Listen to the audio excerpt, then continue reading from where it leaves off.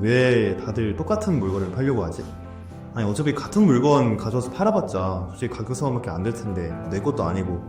사실 그때는 뭐 이 일이 정말로 꾸준히 돈을 벌 수 있는 게 맞나? 하는 생각이 그때는 들었던 것 같아요.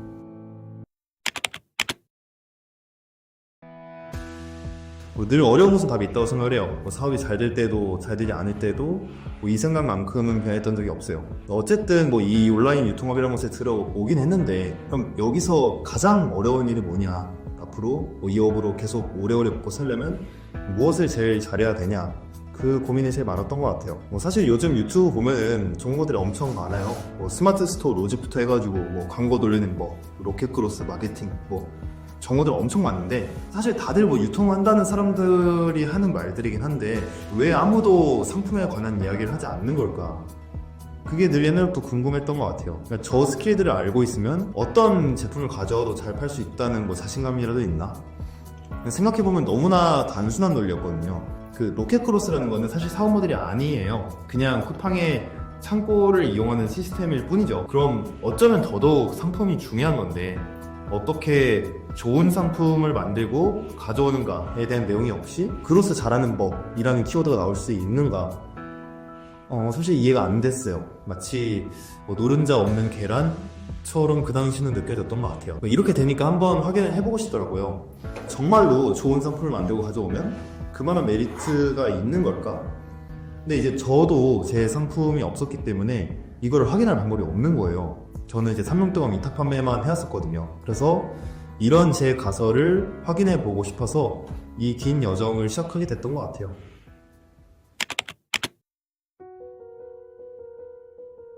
처음으로 나만의 상품을 만들려고 했을 때 가장 어려웠던 거는 도대체 뭘 만들고 뭘 팔아야 될까? 저도 제 상품에 도전하는 게 처음이다 보니 사실 이 지금 영상을 보시는 여러분들이랑 시각 차이가 엄청 크지가 않았습니다. 그렇게 몇 달을 고민하다가 내린 결론은 그러면 이미 시장에서 잘 팔리는 제품 중 가장 좋은 제품을 가져와야 되지 않겠냐.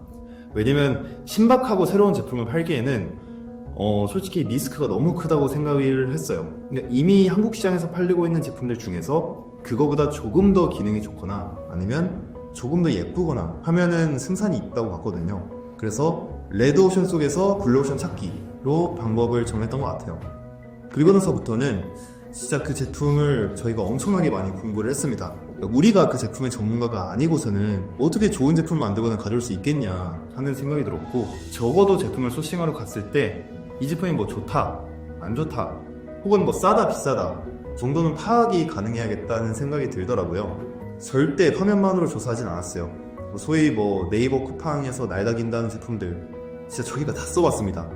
오감을 다 썼던 것 같아요. 눈으로도 보고 귀로도 듣고 냄새도 맡아보고 촉감도 느껴보고.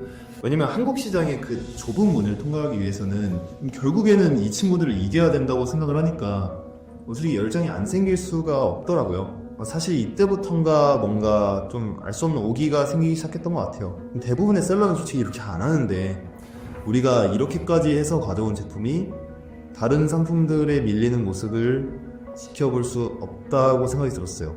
반드시 이겨야겠다? 그렇게 부푼 마음을 안고 소싱을 나가게 됐죠. 가져올 상품의 리스트가 이렇게 쭉 나온 이후부터는 이제 이걸 만족하는 제품들을 만들고 가져올 곳을 찾아야 됐어요. 사실 방법은 여러 가지가 있죠. 국내에서 만들 거냐 혹은 해외에서 가져올 거냐, 여러 가지 방법 중에서 저희는 그 상품의 특성에서 답을 찾았어요. 그 상품이 국산이 잘 나가냐 혹은 중산이 잘 나가냐. 정말 단순하게 이렇게 생각을 했습니다. 그래서 저희가 소싱할 품목은 대부분 이제 중국산이 많았어가지고 중국으로 결정을 했죠. 보통 중국에서 제품을 가져온다고 하면은 보통 1688이나 타오바오 같은 온라인 유통 사이트를 먼저 생각들을 하십니다. 하지만 저희는 이 방법을 시작부터 걸렀어요. 왜냐면 저희가 다른 셀러들과는 달리 이렇게까지 열심히 상품의 전문가가 되어가며 공부를 했는데 소위 누구나 가져올 수 있는 소싱처에서 가져오면은 전략이 안 맞다고 생각이 들었어요. 한 상품의 전문가가 될 정도로 공부를 했으면 이제야 어떤 상품이 좋은 상품인지 알 수 있는 눈이 생긴 건데, 그 눈으로 가져온 제품을 남들도 똑같이 가져올 수 있다면은 의미가 없는 거잖아요. 그렇다면은 이 제품들이 모여있는 곳을 가서 눈으로 직접 보면서 소싱을 해야겠다는 생각이 들었고, 이렇게 설렘을 안고 첫 중국을 갔던 것 같습니다. 저희가 맨 처음에 소싱을 시작한 곳은 이유시장이었어요. 그러니까 중국에서 가장 큰 수상품 시장이다, 뭐 수백만 개 아이템이 있는 곳인데, 그래도 여기 정도면 우리가 조사한 제품 중 하나 정도는 있지 않을까? 라는 마음으로 사실 갔던 거거든요.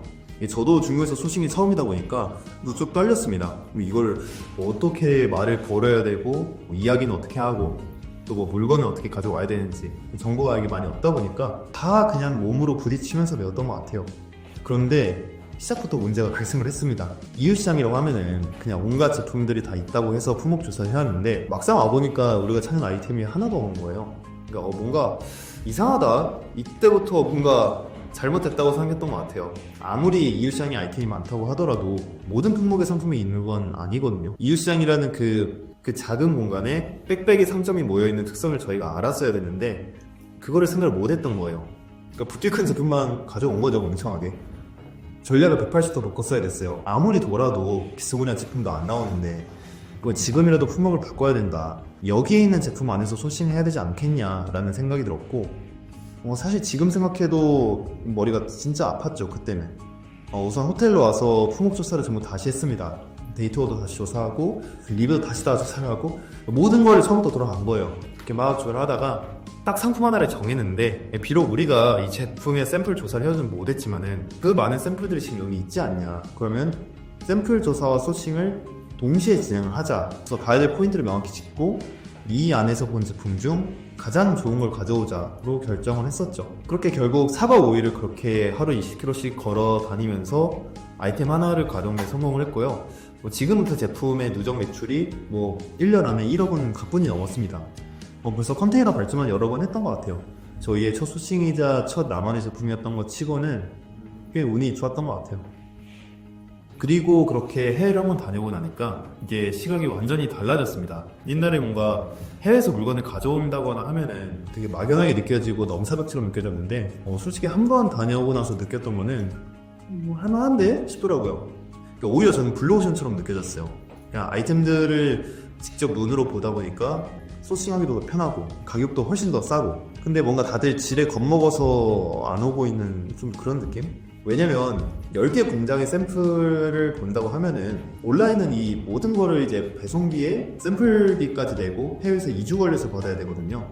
근데 이제 해외에 가면은 여러 공장의 제품들을 한꺼번에 많이 볼 수 있다는 장점이 있고, 그리고 아무래도 공장과 대면 미팅을 하기 때문에 조건 협상을 할 수 있는 것도 많고, MOQ를 깎기도 좋고, 로고를 인쇄한다던가 포장 방식을 변경을 한다던가, 그리고 사기나 불량 확률도 진짜 엄청나게 많이 내려갑니다. 그래서 이런 모든 것들을 종합했을 때로는 솔직히 비싸다고 생각이 안 들었어요. 그리고 그때부터 본격적으로 이제 저희가 재미를 붙여가지고 저희만의 상품을 늘려가기 시작을 했습니다. 그 이후로 한 6번의 해외 박람회 출장을 거 다녔던 것 같아요.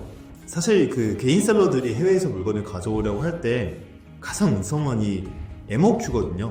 최소 주문 수량이라고 하죠. 한 번은 저희가 정말 마음에 드는 제품이 있었는데 MOQ를 960개를 고르는 거예요. 가격으로 치면 한 3천만 원 정도였어요. 아니 솔직히 이제 막 가는 셀러들이 첫 발주부터 그 가격을 어떻게 가져옵니까, 솔직히. 근데 이제 상품이 너무 마음에 들다 보니까 이때부터 이제 이 MOQ 깎기에 저희가 들어갔죠. 이 MOQ라는 건 사실 공장 상황에 따라서 깎일 수도 있고 절대 안 될 수도 있거든요. 그래서 저희는 그냥 이런 논리를 펼쳤습니다. 너의 제품이 좋아 보인다, 한국에 갖다 팔고 싶다.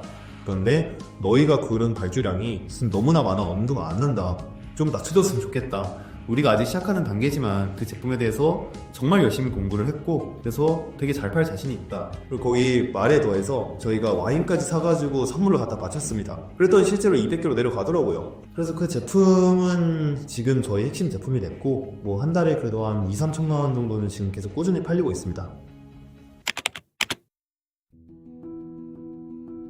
그렇게 2023년 가져온 4개의 제품을 가지고 24년 4월에 브랜드를 런칭을 했어요. 생각보다 시장의 반응이 굉장히 빨랐어요. 런칭한 지 한 4달 만에 월 매출이 한 7천 정도 나왔으니까 우리 생각이 맞았구나 하는 확신이 그때 처음 생겼던 것 같아요. 꼭 유튜브나 그런 데서 나오는 가구매 트래픽 이런 게 없어도 상품이 좋으면 정말 올라올 수 있구나 하는 거를 느껴서 그게 제일 기뻤던 것 같아요. 우선 제가 나만의 상품을 갖고 나서 느낀 사실은 무조건 차별화였습니다. 기존 한국 시장에 풀린 제품이랑 비슷한 제품을 가져오게 되면은 이미 기존 시장에 들어간 사람들을 뚫고 들어가기가 정말 어렵습니다. 진짜 어려워. 비슷한 제품인데 그 사람은 이제 뭐 이미 리뷰도 많고 많이 사다 보니까 단가도 더 낮잖아요. 물론 내가 뭐 상세 페이지를 더 잘 만든다든가 마케팅을 정말 잘한다든가 하면은 솔직히 뭐 팔리긴 팔립니다. 뭐 중위권까지는 가요. 근데 사실 어느 정도의 상위권으로 가면은 솔직히 상세 페이지 못 만드는 사람도 없고 마케팅도 다들 어느 정도는 하거든요. 평타 이상. 그럼 결국에 이 상위권 싸움에서는 상품력과 가격이 가장 중요하구나 라는 거를 저는 지난 1년간 굉장히 많은 돈과 시간을 써서 깨닫게 된 것 같아요.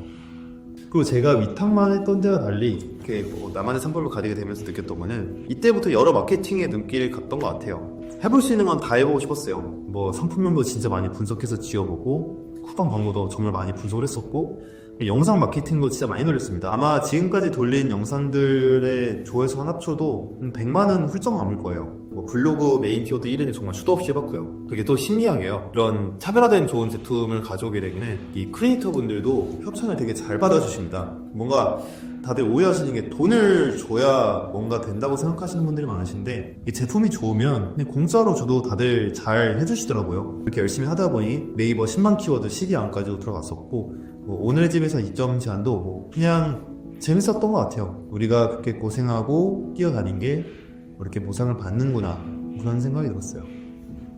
그리고 이렇게 해외에서 직접 공부하고 들여온 사입 제품들이 잘 되기 시작하니까 제조의 눈길이 좀 가더라고요. 사실 많은 분들께서 제조를 되게 높게 생각하시는 경향이 있는데 제조라는 게요 너무 막 이렇게 어렵게 생각할 필요는 없더라고요. 뭔가 세상에 없는 제품을 만들어야 될 것 같다는 생각이 드실 텐데 제가 생각하는 제조란 사실상 디자인 섞기 그리고 기능 추가에 조금 더 가깝습니다.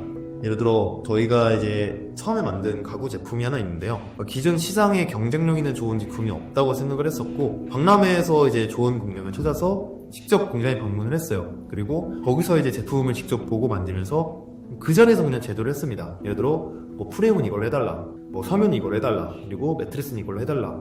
그냥 이렇게 저희가 그 자리에서 아이디어를 내면서 기능과 디자인을 섞었을 뿐인데 그 공장에서 만든 그 어떤 제품보다도 세련된 디자인과 좋은 기능이 탄생을 했어요. 아무래도 저희가 그 제품의 기능과 리뷰를 정말 열심히 공부를 했기에 가능했던 일이었지 않을까. 그렇게 저희의 첫 제조 제품이 런칭이 되고 나서 상품 등록한 지 딱 2달 만에 월 매출 한 2,000? 이제 순이익이 600만원 정도가 나왔습니다. 이때도 리뷰가 이제 30개도 안 됐을 때였는데 슬펐죠. 정말 기뻤던 것 같아요.